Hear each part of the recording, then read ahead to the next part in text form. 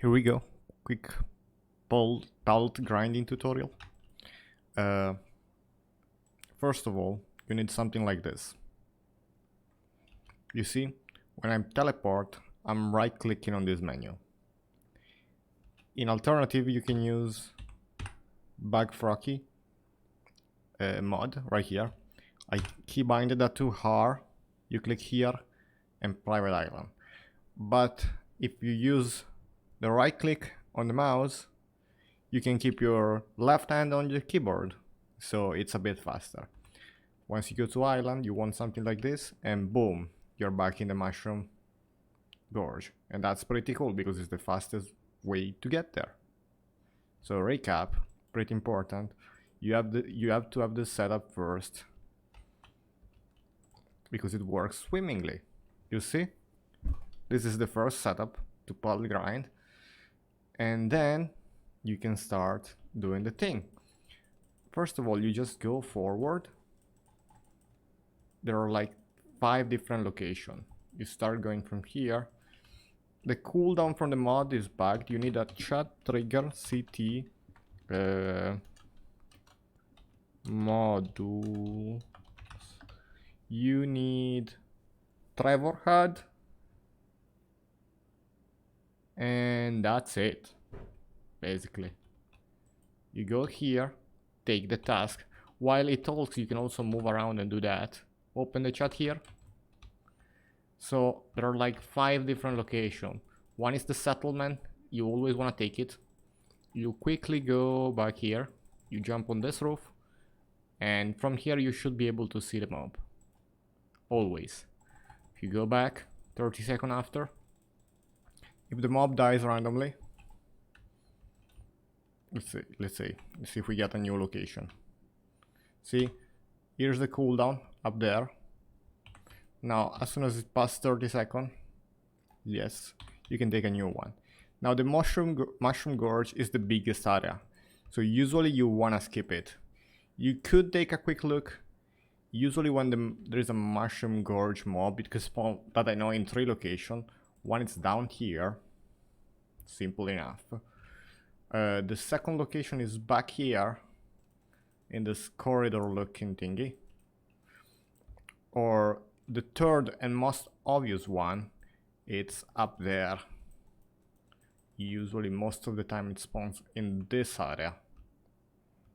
If it's not here, I highly suggest to swap lobby. As you can see, I think like right now a lot of people are doing pelts and it's kind of glitching out because there are so many animal spawns. But when you have the mushroom gorge, I suggest you do this. You go back to your island and you go back in because it's easier to do it that way. Any other location you can find a mob pretty easily. The gorge and the oasis I think are the hardest one. I'm gonna just do a quick thing if like I want to showcase glowing mushroom caves. So if you want to go to the glowing mushroom cave, there are 2 places down there. The glowy one that is basically here, you want to go here like this. Usually from here you can spot it if you're lucky. If you're not, it can be up here, one of those mushrooms, or it can be the other way around there. And here right now it died already, so cool. To go back, you can always go back from where I went in, that it's here. If instead you want to go to the mushroom overground, you basically want to go down that way. I'll show it from the top because it's probably the best way to do it is show it down once. So it's actually, yeah, there we go, overgrown. Keep always an eye here because if the mob dies, you don't even notice it, but see, mob dies randomly. And I don't even have to go back there, but since I wanna show it, see, to go to the overgrown, you go there, you go here, and to the left, it could be stuck there, be careful. Or you go here, you start here, the overground sometimes runs that way. and sometimes goes this way. So yeah, to go back, you always, to go back to overgrown, go out of this way. If you come back where you started, you go left and you can go up and out. If you instead don't find it at the beginning and you find it at the exit, that is this way, then you're gonna want to go out on the right side, and then that's it. For the last location, that is the desert mountain and the oasis, let's pick another up. So let's see if we find it. One of these two locations that I still have to do. Yeah, desert mountain. You wanna AFK 10 seconds because sometimes it dies randomly, so if you have something else to do, you can do that. Most of the mobs die. Now, I got really lucky with this one because it's right here. But basically, what I suggest you do, you can do two things. One, you check the sidebar, because if it is in Jake's house, the top right there, it tells you that it's there. So you just go there and kill it. Even if the quest says there's a mountain, it is in Jake's house. It tells you there that it's in the Jack house. And if you can go one cycle here, it can spawn here, here, here, here, here. So if you go one cycle inside the mountain, and then you can do one cycle just outside of the mountain, it could also spawn here. It spawns here a lot. It could spawn down here, the sand area, but it could also be on the around here.